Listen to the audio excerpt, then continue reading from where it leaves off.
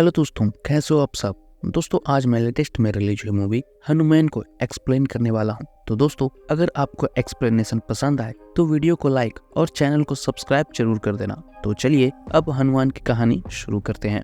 कहानी की शुरुआत माइकल नाम के एक बच्चे से होती है जो स्पाइडरमैन मूवी देखने के बाद वो भी स्पाइडरमैन जैसा ही बनने की कोशिश करने लगता है और लोगों की मदद करना चाहता है। इसलिए वो घर में ही हाथों से जान निकालने की कोशिश भी करने लगता है पर नहीं निकाल पाता। वहीं जब स्कूल जाता है तो कुछ बच्चे एक बच्चे को मार रहे थे तो माइकल उस बच्चे को बचाने भी पहुंच जाता है। रात में घर के छत पर जाकर छत से छलांग भी लगाने की कोशिश करता है पर उसके गले में बंधा हुआ कपड़ा सुपरमैन की तरह नहीं लहरा रहा था। तभी माइकल का एक दोस्त श्री वहाँ आकर फैन चला देता है जिससे माइकल का कपड़ा लहराने लगता है। इसके बाद तो माइकल छत से ही कूद जाता है जिसमें उसके पैर टूट जाते हैं। ये देखकर अब माइकल के पिता उसे बोर्डिंग स्कूल में डालने की सोच लेते हैं क्योंकि आजकल माइकल बहुत ही शरारती हो गया था। वहीं माइकल की माँ उसे बहुत ही समझाने की कोशिश करती है कि सुपर हीरो सिर्फ कहानियों में होते हैं, हकीकत में नहीं। पर माइकल बोलता है वो सुपर हीरो बन सकता है, जिस पर माँ बताती है सुपर हीरो बनने के लिए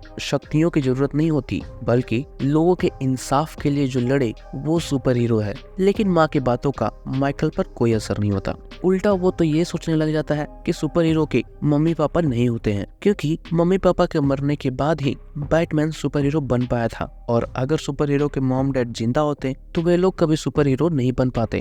फिर क्या था, अगले सीन में दिखाया जाता है माइकल के मॉम डैड जहाँ रह रहे थे वहाँ आग लग जाती है पर माइकल किसी तरह से वहाँ से निकल गया था क्योंकि माइकल अपने माता पिता को रूम में ही बंद कर बाहर चला आया था। इसी वजह से माइकल के माता पिता की मौत हो जाती है। इसके बाद से माइकल अपने कमरे में सुपर हीरो की बहुत सारी तस्वीरें लगाना शुरू कर देता है। आगे अब हमें कुछ सालों बाद दिखाया जाता है जब कुछ चोर एक बैंक से चोरी करके भाग रहे थे। तभी उनके सामने एक सुपर हीरो आ जाता है लेकिन चोर भी उसे देखकर नहीं डरते मगर उसे जानते जरूर थे कि एक हीरो आजकल पूरे भारत में फेमस हो चुका है, इसलिए अब चोर लोग उसे ही मारकर पूरे भारत में फेमस होने की सोचते हैं। फाइट के दरमियान चोर हीरो को गोलियों से भी मारने की कोशिश करता है पर सुपर हीरो को कुछ भी नहीं होता। लेकिन जब चाकू से मारा जाता है तो हीरो के शरीर से ब्लड आने शुरू हो जाते हैं। ये देखकर तो माइकल और भी गुस्से में आ जाता है और सभी को बड़े बेरहमी से मार देता है। इसके बाद वहाँ पर जैसे ही पुलिस आती है माइकल वहाँ पर किसी तरह का गैस छोड़ देता है जिस कारण सारे पुलिस वाले अपने ही जगह पर फ्रीज हो जाते हैं और माइकल उनके सामने से ही आसानी से निकल जाता है। कुछ देर बाद जब पुलिस वालों को होश आती है तो वे लोग देखते हैं सारे चुराए हुए पैसे वहीं पर रखे हुए थे और हीरो जा चुका था। तभी न्यूज से पता चलता है जो हीरो आजकल बहुत फेमस हो रहा था उसने इस बार 1 करोड़ रुपए को लूटने से बचाया था। वहीं पर श्री नाम के एक साइंटिस्ट को दिखाया जाता है जो कुछ चूहों पर वही गैस वाला एक्सपेरिमेंट कर रहा था जिससे चूहे भी फ्रीज हो जाते हैं। तभी माइकल भी वहाँ पर जख्मी हालात में पहुँचता है। ये देखकर श्री भी माइकल को प्रॉमिस करता है वो कुछ दिनों में ऐसा सूट तैयार करेगा जो बुलेट ही नहीं मिसाइल को भी रोक देगी। लेकिन माइकल चाहता था पावर उसके सूट में हो ये काफी नहीं बल्कि उसके शरीर में होनी चाहिए और ऐसी पावर दुनिया में कहीं तो जरूर होगी। इसी दरमियान उस चूहे को दिखाया जाता है जिसे धुएं की वजह से आंखों से ब्लड आने लगे थे और कुछ ही देर के बाद चूहों के चिथड़े उड़ जाते हैं।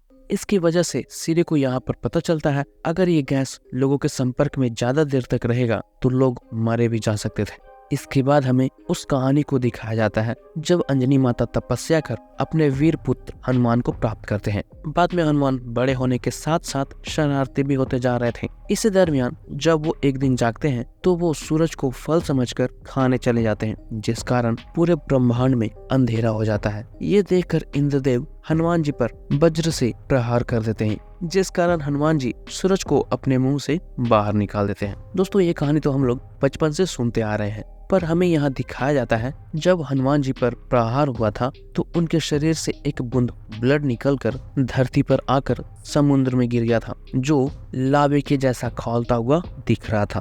खैर इसके बाद हमें एक घाटी को दिखाया जाता है जहाँ के पहाड़ को काटकर हनुमान जी की बड़ी सी प्रतिमा बनाई गई थी और ठीक उसी प्रतिमा के सामने एक गांव भी बसा हुआ था, नाम था अंजनादी। उसी गांव में हनुमान नाम के एक लड़के को भी देखते हैं, जो जंगल में भाग भाग कर बंदर से रेस लगा रहा था और बंदर के आम तक पहुंचने से पहले उसे गुलेल से मारकर पकड़ ले रहा था। बंदर जिस भी आम तक पहुंचने की कोशिश करता, हनुमान उसे गुलेल से मारकर गिरा देता। इसलिए बंदर भी ठान लेता है इस बदनामी का बदला वो जरूर लेकर रहेगा। वही हनुमान भी तोड़े हुए सारे आम को ले जाकर स्कूल जा रहे बच्चों में बांट देता है। वहीं पर हनुमान को पता चलता है उसके दोस्त काशी को कोई गजपति के आदमी मार रहे थे। तभी काशी को देखते हैं जिसे कुछ गुंडे मार रहे थे, क्योंकि उसने अभी तक लगान नहीं भरा था। पर काशी का कहना था अभी दूध की बिक्री नहीं हो रही है, इसी कारण वो लगान नहीं भर पा रहा था। तभी वहाँ पर हनुमान की एंट्री हो जाती है और वो काशी को छोड़ देने बोलता है।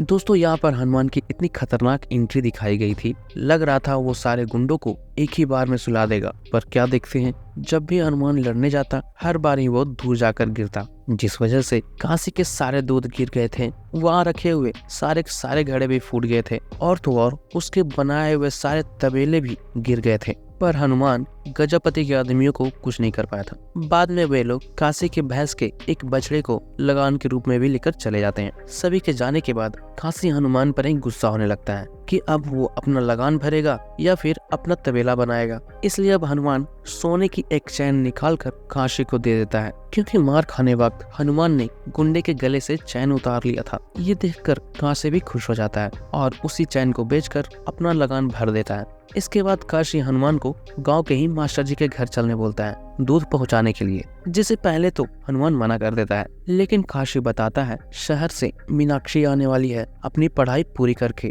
जो मास्टर जी की बेटी थी। ये सुनकर तो हनुमान झट से साथ चलने के लिए तैयार हो जाता है, क्योंकि हनुमान बचपन से ही मीनाक्षी से प्यार करता था। इसी वजह से हर बार हनुमान बचपन से ही मीनाक्षी के आसपास रहता और उसकी मदद करता, चाहे वो मदद किसी तरह का खेल खेलने में हो या फिर उसका ख्याल रखने में। वहीं मीनाक्षी भी गुलेल से चलाए हुए उसके सारे अंडों को इकट्ठा करके रखती थी, पर उसे अभी तक ये नहीं पता था उसकी मदद कौन करता रहता था, क्योंकि हनुमान जब भी मदद करता छुप कर ही उसकी मदद करता था। वैसे मीनाक्षी बचपन से हनुमान को जानती थी, मगर उसे लगता था हनुमान चोर है, क्योंकि कई बार उसने बचपन में हनुमान को चोरी करते हुए भी पकड़ा था। खैर, आगे जब हनुमान घर आता है तो उसे पता चलता है शादी के लिए आए एक लड़के वाले को उसकी बहन ने भगा दिया था, क्योंकि उसकी बहन की कोई कंडीशन थी जो लड़के वाले को पसंद नहीं आती, और वो चले जाते हैं। दोस्तों, वैसे वो कंडीशन क्या थी ये हम आगे जानेंगे। इधर जब हनुमान घर आता है तो उसकी बहन उसे बहुत ही डांटने लगती है, क्योंकि आज भी उसने मेले में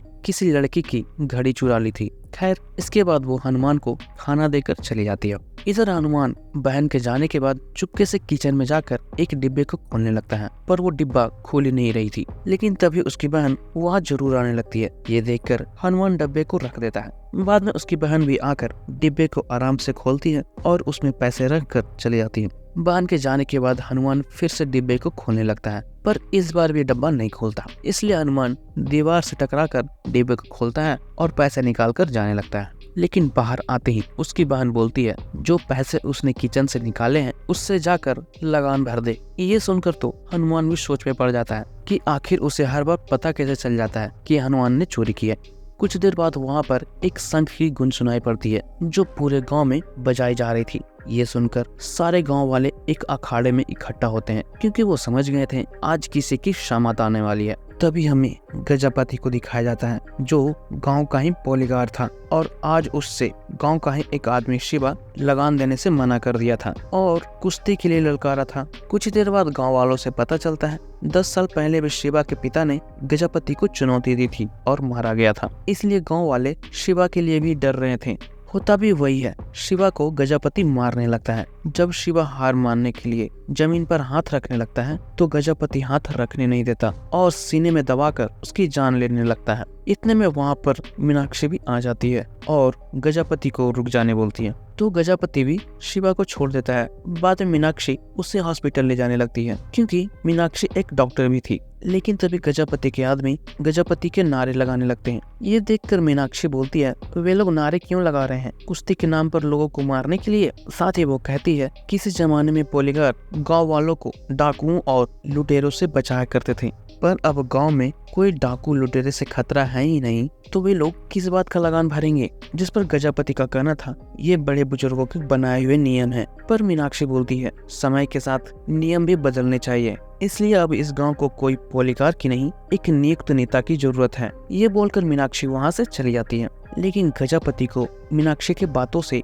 गांव में विरोध के लक्षण दिखने लगते हैं। इसलिए अब गजापति के लोग गांव में जाकर जो लोग लगान नहीं भर रहे थे उससे जबरदस्ती करने लगता है और कई गांव वालों के सामानों को भी तोड़ देता है। इसके बाद मंदिर में जाकर जो धन अस्पताल बनाने के लिए इकट्ठा किए जा रहे थे उस दान पेटी को भी तोड़कर सारे पैसे निकाल लेता है। जब पंडित उन लोगों को रोकने की कोशिश करते हैं तो वो गुंडे पंडित को भी धक्का देकर चला जाता है। उसी दिन रात में जब मीनाक्षी शहर से गांव आ रही थी तो रास्ते में जंगल पड़ रहा था और उसी बस में मीनाक्षी के पीछे हनुमान भी बैठा था, जो चुपके से मीनाक्षी को एक पायल पहना देता है। लेकिन जैसे ही वो दूसरे पायल को पहनाने लगता है मीनाक्षी की दोस्त की नजर हनुमान पर पड़ जाती है। ये देखकर उसे लगता है हनुमान यहाँ पर चोरी कर रहा है, इसलिए वो बस कंडक्टर से बोलकर हनुमान को बस से बाहर निकलवा देती है। साथ ही मीनाक्षी भी उसे बहुत ही बुरा भला बोल देती है। इधर बस जैसे ही कुछ दूर आगे जाती है वहाँ बहुत सारे लुटेरे पहुंच जाते हैं और ड्राइवर को मार देते हैं, जिस वजह से बस का एक्सीडेंट हो जाता है। ये देखकर अब सारे लोग बस से उतरकर भागने लगते हैं, लेकिन लुटेरे सभी का पीछा करके गांव वालों को मारना शुरू कर देते हैं। तभी देखते हैं हनुमान जब जंगल में चल रहा था तभी एक साधु शेर बनकर हनुमान के सामने आ जाता है। ये देखकर तो अब हनुमान भागने लगता है और एक जगह पर जाकर छुप जाता है जहाँ पर उसे कुछ लोग मरे हुए भी दिखते हैं। साथ ही वहाँ पर किसी के चिल्लाने की आवाज आने लगती है, इसलिए हनुमान उधर जाकर देखता है तो लुटेरे मीनाक्षी का पीछा कर रहे थे। ये देखकर तो हनुमान गुलेल से मारकर सभी डाकुओं को मीनाक्षी से दूर करने लगता है। कुछ दूर आगे जाने पर हनुमान को मीनाक्षी के चैन भी दिख जाते हैं जो वहीं पेड़ पर फंसे हुए थे। साथ ही उसे मीनाक्षी के पायल की आवाज भी सुनाई देने लगती है। तभी हमें दिखाया जाता है डाकू मीनाक्षी को पकड़कर उसका गला दबाया जा रहा था, पर हनुमान को कुछ भी नहीं देख रहा था, इसलिए अब हनुमान आवाज की तरफ ही गुलेल चलाकर मीनाक्षी को छुड़ा देता है। तभी वहाँ पर बहुत से गाँव वाले भी पहुँच जाते हैं, इसलिए अब सारे डाकू हनुमान को ही घेर कर उसे मारने लगते हैं और खाई में धक्का दे देते हैं। हनुमान जैसे ही खाई में गिरता है समुद्र के अंदर चला जाता है और उसके हाथ से चैन छूट जाती है। तो अब हनुमान पानी में ही चैन को पकड़ने लगता है। बाद में वो चैन बहकर किसी चमकीले से चीज के पास जाकर रखा जाती है जो एक मणि जैसा दिख रहा था। दोस्तों ये वही हनुमान जी का ब्लड था जो अब एक मणि का रूप ले चुका था। अगले दिन मीनाक्षी को देखते हैं जो फिर से उसी जगह पर आती है, क्योंकि उसे पता चल गया था उसे इस बार भी किसी ने बचाया था, पर वो उसका चेहरा नहीं देख पाई थी। तभी वहाँ पर मीनाक्षी को एक और अंटा गिरा हुआ मिलता है, जिससे वो समझ जाती है ये वही लड़का था जिसे वो बचपन से ढूंढ रही थी। दूसरी तरफ हम हनुमान को भी देखते हैं जो पानी के बहाव से भागकर किनारे तक आ गया था। तभी उसे कुछ गांव वाले उठाकर हनुमान के घर तक लाते हैं और वैद्य को बुलाकर उसका इलाज किया जाता है, पर हनुमान अभी भी बेहोश था। तभी देखते हैं हनुमान के हाथ में चैन तो थे ही, वो मणि भी थी।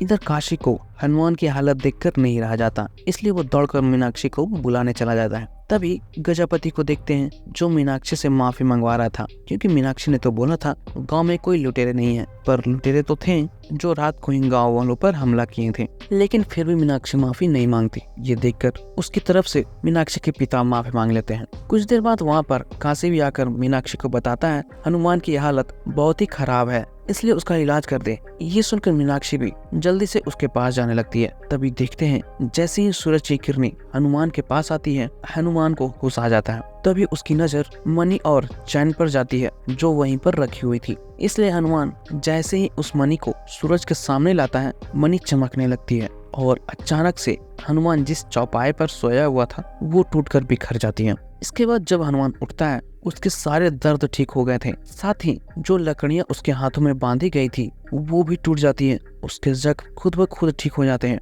उसकी आंखों की पुतलियां पूरी तरह से लाल हो जाती है। ये सब देखकर तो हनुमान भी चौंक जाता है, पर वो ज्यादा ध्यान नहीं देता और वो फिर से किचन जाकर डिब्बे को दीवार से टकराकर खोलता है और पैसे निकाल कर चला जाता है। तभी देखते हैं उसके जाते ही दीवार टूटकर गिर जाती है। बाद में हनुमान जैसे ही दरवाजे खोलता है दोनों दरवाजे टूटकर उसके हाथ में आ जाते हैं। तभी उसकी नजर सामने मीनाक्षी पर जाती है जो वहीं पर आई हुई थी, लेकिन मीनाक्षी हनुमान को ठीक ठाक देखकर गुस्से में आ जाती है और काशी को 2 थप्पड़ मारकर वहां से चली जाती है। यहाँ पर हनुमान को ये देखकर समझ नहीं आता मीनाक्षी यहाँ आई और काशी को 2 थप्पड़ मारकर क्यों चली गई। जिस पर काशी भी बताता है मीनाक्षी को लग रहा था रात को उसकी जान बचाने वाला हनुमान ही है, पर हनुमान तो बिल्कुल ही ठीक ठाक था। ये सुनकर हनुमान भी बोलता है मीनाक्षी की जान बचाने वाला सच में वही है, लेकिन इस बात पर काशी को विश्वास नहीं होता और वो चला जाता है। तो अब हनुमान मीनाक्षी को यकीन दिलाने के लिए उसके चैन को लाने चला जाता है। तभी उसकी नजर मणि पर पड़ती है तो हनुमान गुस्से में आकर मणि को फेंक देता है। आगे अब स्कूल में गजापति के आदमी बच्चों का टिफिन छीनकर खा रहे थे। ये देखकर जब मीनाक्षी उसे रोकने की कोशिश करती है तो मीनाक्षी के पिता उसे रोक देते हैं, इसलिए मीनाक्षी वहाँ से चली जाती है। इतने में वहाँ पर हनुमान भी पहुँच जाता है, पर गजापति के लोग हनुमान के हाथ से चैन को छीन लेते हैं। जब हनुमान चैन मांगने लगता है तो बदले में गजापति के आदमी हनुमान को एक खेल खेलने के लिए बोलते हैं, जो था आँख में पट्टी बांधकर गजापति के आदमी को पकड़ना। इसलिए हनुमान भी खेलने के लिए तैयार हो जाता है। इसी दरमियान हनुमान जिसे भी धक्का मारता वो बहुत ही दूर जाकर गिरता था और फिर इसी तरह धक्का मार मारकर हनुमान सारे आदमियों को निपटा भी देता है। बाद में वो जैसे ही अपने आंखों से पट्टी हटाता है तो उसे विश्वास नहीं होता गजापति के आदमियों को उसी ने मारा है। इसके बाद से तो वो ऐसे ही सभी को धोना शुरू कर देता है और गुंडों से चैन को भी छीन लेता है। इतने में वहाँ पर मीनाक्षी भी आ जाती है तो देखती है गजापति के आदमी गिरे हुए थे।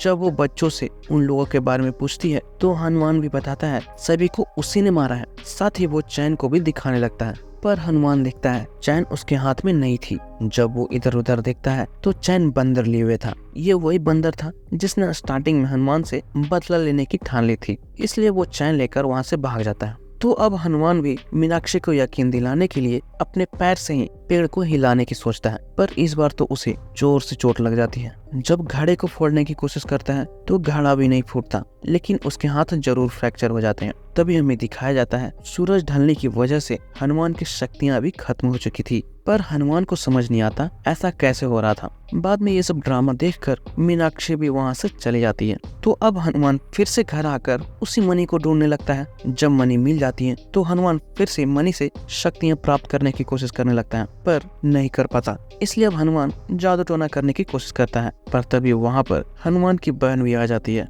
और ये सब देखकर उसे मारने लगती है। तो अब हनुमान वहाँ से भागकर एक छौनी के ऊपर चढ़ जाता है और मणि से ही बोलने लगता है कि मणि ने पावर देकर वापस से क्यों छीन ली थी, क्योंकि इसकी वजह से मीनाक्षी के सामने हनुमान और भी बदनाम हो गया था। और फिर यही बात सोचते हुए हनुमान रात में सो जाता है। अगले दिन सुबह जब वो जागता है तो देखता है धूप की वजह से मणि फिर से चमक रही थी, इसलिए हनुमान फिर से मणि को धूप के सामने लाकर शक्तियाँ प्राप्त कर लेता है और इसकी खुशखबरी जाकर काशी को भी बताता है, पर काशी को अब भी विश्वास नहीं होता। इसलिए हनुमान उसे विश्वास दिलाने के लिए वहाँ पर रखे हुए ओखली को अकेले ही उठा लेता है। हाथ से मारकर पत्थर की दीवार को तोड़ देता है, पैर से चापकल को मारकर उखाड़ देता है, पर काशी को यह सब देखकर भी विश्वास नहीं होता। उसे लगता है हनुमान ने सारे फिल्म के हीरो को ही कॉपी किया है, इसलिए अब काशी उसे कुछ हटकर दिखाने के लिए बोलता है। तो अब हनुमान भी उसे विश्वास दिलाने के लिए अपने अंगुली से ट्रेन को रोकने की कोशिश करता है, लेकिन जैसे ही ट्रेन वहाँ आती है वो दूर फेंका जाता है,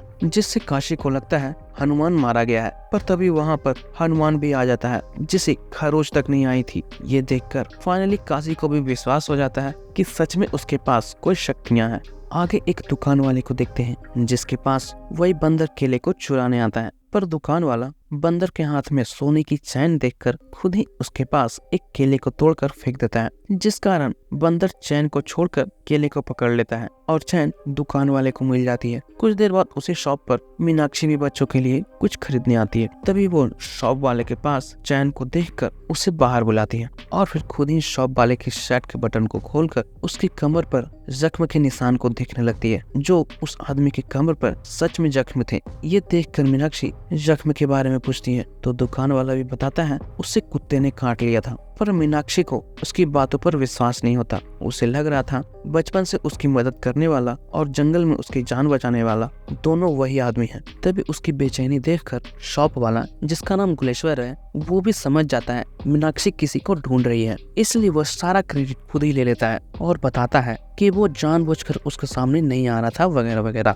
इन सभी बातों से मीनाक्षी भी बहुत ही इमोशनल हो जाती है। ये देखकर शॉप वाला भी चैन निकाल कर मीनाक्षी को दे देता है इधर हनुमान खुशखबरी देने के लिए मीनाक्षी के पास आने लगता है तो देखता है मीनाक्षी गुलेश्वर के साथ डुएट गा रही थी। बाद में मीनाक्षी खुद ही वहां आकर दोनों को बताती है उसकी जान बचाने वाला मिल गया है जिसका नाम गुलेश्वर है। साथ ही वो गुलेश्वर की तारीफ भी करने लगती है कि रात में भी गुलेश्वर के गुलेल का निशाना नहीं चुकता। ये सुनकर तो काशी उसे दूर पेड़ पर लटके एक नारियल पर निशाना लगाने बोलता है, जिसके लिए हनुमान अपनी गुलेल भी उसे दे देता है। लेकिन जैसे ही गुलेश्वर निशाना लगाता है, ढेला नारियल पर ना लगकर नीचे जाकर जहर के एक बोतल पर लग जाती है, जिसे एक बूढ़ा पीने की कोशिश कर रहा था। ये देखकर मीनाक्षी बूढ़े के पास आती है और जहर पीने की वजह पूछती है तो बूढ़ा भी बताता है गजपति के आदमियों ने उसकी सारी फसल को लगान के नाम पर लेकर चले गए हैं। जब उसके खिलाफ कोई आवाज उठाता है तो कुश्ती के नाम पर गजपति उसकी जान ले लेता है। इसलिए बूढ़े के पास अब मरने के अलावा कोई रास्ता नहीं था।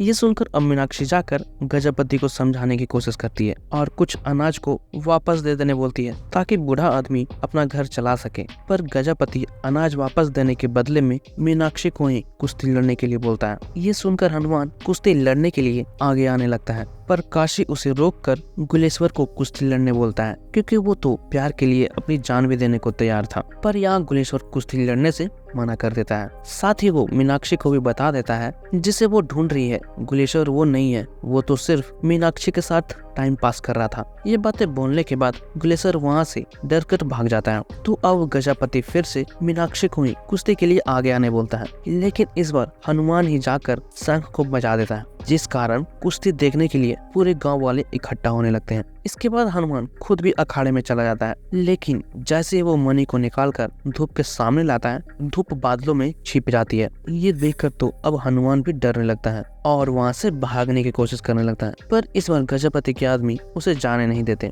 बाद में गजपति भी अखाड़े में आकर उससे लड़ने की कोशिश करने लगता है, पर हनुमान किसी तरह बच रहा था और टाइम पास कर रहा था। लेकिन फिर भी गजपति हनुमान को पकड़कर उसके हाथ पैर को दबाने लगता है। ये देखकर उसकी बहन गजपति को छोड़ देने के लिए मिन्नतें करने लगती है, पर गजपति नहीं सुनता और हनुमान को सीने में दबाकर हड्डियों को तोड़ देता है। लेकिन तभी मणि भी पोटली से गिरकर हनुमान के हाथ में आ जाती है और उसी वक्त आसमान भी साफ हो जाता है, जिसके बाद तो मणि के चमकते ही हनुमान को सारी शक्तियां मिल जाती है। इसके बाद हनुमान गजपति को पत्ते की तरह उठाकर उसकी कमर तोड़ देता है और उसके सारे आदमियों को भी एक एक कर मारना शुरू कर देता है। बाद में वो सभी को एक जगह पर इकट्ठा कर हनुमान जी की तरह उन पर बैठ भी जाता है। ये देखकर तो सारे गांव वाले भी तालियां बजाना शुरू कर देते हैं। साथ ही हनुमान को भी गांव का पॉलीकार बनाया जाने लगता है, पर हनुमान पॉलीकार बनने से मना कर देता है और मीनाक्षी के बताए अनुसार गांव के लीडर को चुनाव करके चुनने की सलाह देता है। आगे जब सभी गांव वाले इसकी खुशियां मना रहे थे, तभी गांव में एक हेलीकॉप्टर की एंट्री होती है, जिसमें वही माइकल और साइंटिस्ट बाहर आते हैं जिसे हमने स्टार्टिंग में देखा था। माइकल को देखकर जंगल वाला साधु भी समझ जाता है मणि के लिए धर्म युद्ध का आरंभ हो चुका है, इसलिए वो हनुमान जी को बुलाने लगता है, जो इस वक्त हिमालय पर्वत की गुफाओं के अंदर साधना में लीन थे और उनके आसपास बर्फ की शिवलिंग बनी हुई थी। आगे अब फिर से अंजनादी गांव में दिखाया जाता है, जहां माइकल गांव वालों को बताता है वो इस गांव में विकास करने के लिए आया है, जिसे कॉर्पोरेट सोशल रिस्पॉन्सिबिलिटी भी कहा जाता है। ये ऐसी कंपनियां होती है जो गांव में जा जाकर लोगों के जरूरत के अनुसार गांव में विकास करते हैं। इसलिए माइकल गांव वालों को ही उनकी जरूरत बताने बोलता है कि उन्हें गाँव में क्या चाहिए। ये सुनकर गांव वाले भी खुश हो जाते हैं। तो मीनाक्षी भी आगे आकर बताती हैं गांव में हॉस्पिटल ना होने की वजह से बहुत से लोग अपनी जान खो देते हैं, इसलिए मीनाक्षी उन्हें हॉस्पिटल बनाने के लिए बोलती है, जिस पर माइकल भी मान जाता है। ये सुनकर अब हनुमान जैसे ही आगे आकर माइकल से हाथ मिलाता है, माइकल के रिंग से एक पिन निकलकर हनुमान के अंगुली में चुभ जाती है और उसका ब्लड सैंपल ले लेती है, जिससे हनुमान को थोड़ा चुभन तो होती है, पर वो ज्यादा ध्यान नहीं देता।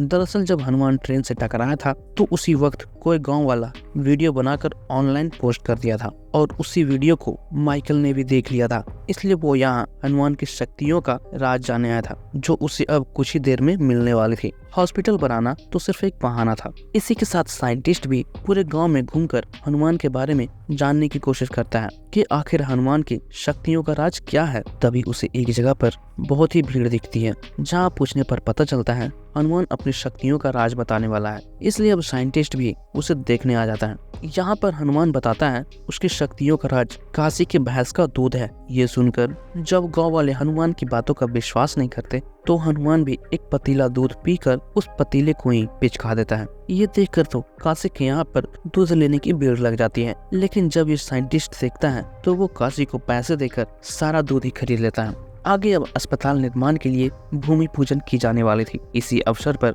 वहाँ बहुत ही भीड़ इकट्ठा हुई थी। तभी वहाँ साइंटिस्ट भी माइकल को फोन कर बताता है दूध में ताकत तो नहीं है मगर पानी जरूर मिली हुई थी। रही बात ब्लड सैंपल की तो उसमें कोई सुपर पावर तो छोड़ो इम्यूनिटी तक नहीं थी, जिसका मतलब था हनुमान को पावर कहीं बाहर से मिल रही थी।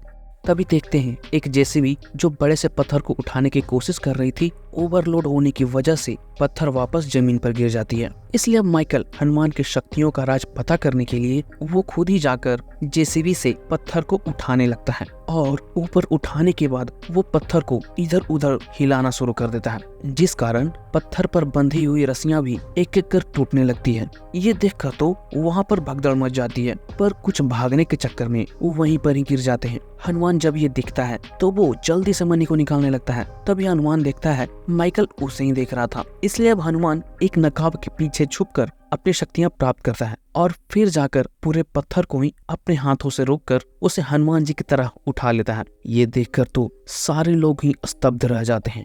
आगे अब माइकल भी अपने वैन में आकर गुस्सा करने लगता है। तभी साइंटिस्ट उसे बताता है जिस शूट के बारे में उसने बताया था वो अब तैयार हो चुकी है, जिसमें वाइब्रेनियम से भी मजबूत मटेरियल का इस्तेमाल किया गया था, इसलिए उसका विनाश करना बिल्कुल ही नामुमकिन था। साथ ही साइंटिस्ट एक ग्लव्स भी दिखाता है जिसके मुक्के के सामने हनुमान का हर वार नाकाम हो सकता था। इसलिए उसकी पावर को ट्राई करने अब दोनों जंगल जाते हैं, जहाँ माइकल एक ही वार में एक मोटे से पेड़ को गिरा देता है। रात में जब काशी और हनुमान साथ में बैठे थे तो हनुमान भी मीनाक्षी के साथ अपनी शादी के बारे में सोच रहा था, इसलिए वो अपनी बड़ी बहन से पहले ही शादी करने की सोचता है, क्योंकि उसके बहन के घमंड के कारण कोई उसकी बहन से शादी नहीं कर रहा था। लेकिन तभी एक अम्मा सारी बातों को सुनने के बाद बताती है कि उसके बहन की शादी ना करने की वजह हनुमान ही है, क्योंकि शादी के बाद वो हनुमान को भी अपने साथ ले जाना चाहती थी। जो यही बातें किसी भी लड़के वालों को पसंद नहीं आती, क्योंकि उसके बहन को लगता था बहन के जाने के बाद हनुमान का ख्याल कौन रखेगा, कौन उसकी देखभाल करेगा, इसलिए वो हनुमान को अकेले छोड़ने से डरती थी। ये सुनने के बाद तो हनुमान भी सोच में पड़ जाता है और चुपचाप घर आ जाता है। घर आते ही जब उसकी बहन खाने के लिए लाती है तो हनुमान अपने बहन के हाथों में पड़े छाले को देखता है, जो दिन रात काम करने की वजह से पड़ गई थी। जिसके बाद अब हनुमान भी चुपचाप अपने कमरे में जाकर सो जाता है। पर ये देखकर उसकी बहन को समझ नहीं आता हनुमान को क्या हो गया। अगले दिन जब बहन काम करने जाने लगती है तभी देखती है हनुमान ऑलरेडी सारा काम खत्म कर चुका था और खुद के कमाए हुए पैसे जाकर वो खुद ही डब्बे में रख देता है। ये देखकर तो उसकी बहन भी खुश हो जाती है, क्योंकि जो हमेशा डब्बे से पैसे निकाला करता था आज वो अपने पैसे डिब्बे में रख रहा था। इसके बाद जब बहन खाने के लिए लाने जाती है तो देखती है ऑलरेडी खाना भी बना हुआ था। इसी दरमियान घर में भी कोई आता है। जब बहन दरवाजा खोलकर दिखती है तो ये वही लड़का था जिससे बहन ने लास्ट टाइम शादी करने से मना कर दिया था, पर अब वो हनुमान को भी साथ रखने को तैयार था। मगर इस बार खुद हनुमान ही बहन के साथ जाने से मना कर देता है, क्योंकि अब उस पर पूरे गांव की जिम्मेदारी आ चुकी थी। ये सब देख और सुनकर तो उसकी बहन बहुत ही खुश हो जाती है। आगे अब गांव में चुनाव के लिए उम्मीदवार चुनने के लिए हनुमान को खड़ा किया जाने लगता है, लेकिन हनुमान खुद ना खड़ा होकर मीनाक्षी के पिता को ही खड़ा होने बोलता है। उसी दरमियान हनुमान को वहाँ पर किसी खतरे का अनुभव होता है, इसलिए वो इधर उधर देखने लगता है। तभी उसकी नजर एक आदमी पर जाती है जो मीनाक्षी को मारने आ रहा था। तो अब हनुमान मीनाक्षी के पास चला जाता है। ये देखकर तो वो आदमी भी वहाँ से भागने लगता है, पर इस बार हनुमान उसका पीछा करता है।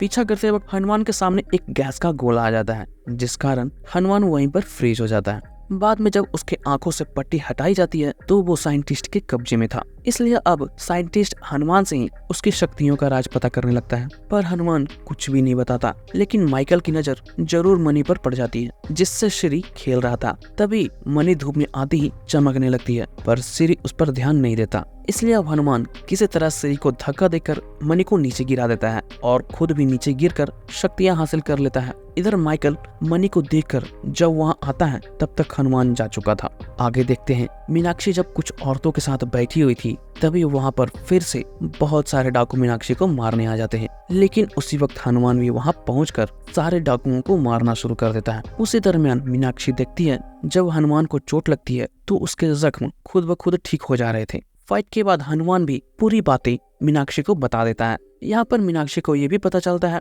जिसे वो बचपन से ढूंढ रही है वो हनुमान ही है। इसके बाद हनुमान गजपति के पास आकर सरपंच बनने का ऑफर देता है और मीनाक्षी से दूर ही रहने बोलता है, क्योंकि जिन डाकुओं ने मीनाक्षी पर हमला किया था उसे गजपति नहीं भेजा था। साथ ही हनुमान गजपति का इलाज भी करके उसे सुधर जाने बोलता है, नहीं तो हनुमान उसे जान से मार देने की भी धमकी देकर वहाँ से चला जाता है। दूसरी तरफ माइकल को भी कैमरे में देखकर पता चलता है हनुमान को उसकी शक्तियां मनी से ही मिली है।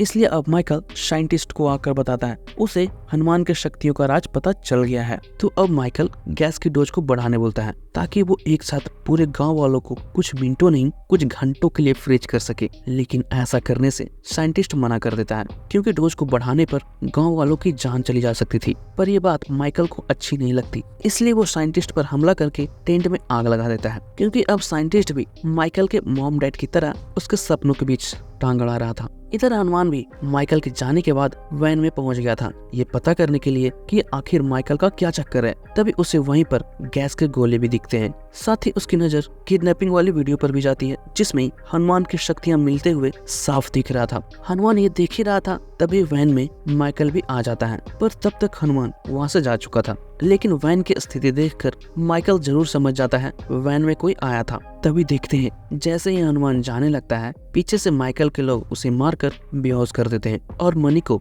उनके हाथ से छीन लेते हैं। इसलिए माइकल भी हनुमान को जान से मार देने के लिए बोलता है, पर तभी उनके सामने हनुमान फिर से आ जाता है। ये देखकर तो माइकल के लोग उस पर गोलियां चलाने लगते हैं, पर हनुमान सारे हमलों को रोके जा रहा था और फिर एक एक कर हनुमान सारे लोगों को ही मारकर मनी हासिल कर लेता है। लेकिन ये देखकर माइकल को समझ नहीं आता आखिर हनुमान की शक्तियां रात में कैसे काम कर रही थी। तभी हमें यहाँ दिखाया जाता है वो जंगल वाले साधु थे जो हनुमान का भेष धारण कर गुंडों से लड़ रहे थे। बाद में वहाँ पर हनुमान को भी होश आ जाता है और अपनी मनी को ढूंढने लगता है, जो उसे साधु के हाथ में दिख जाती है। इसलिए अब हनुमान साधु से वो मनी मांगने लगता है, तो साधु भी मनी उसे दे देते हैं, क्योंकि मनी पर तो पूरी तरह से हनुमान का ही अधिकार था। अगले दिन सुबह बहन की शादी की तैयारी होने लगती है। तभी शादी में माइकल भी गजपति के लोगों को इकट्ठा कर पहुंच जाता है और हनुमान पर चोरी का इल्जाम लगाने लगता है। साथ ही सबूत के नाम पर वो वीडियो को भी दिखाने लगता है जब हनुमान वैन में गया था।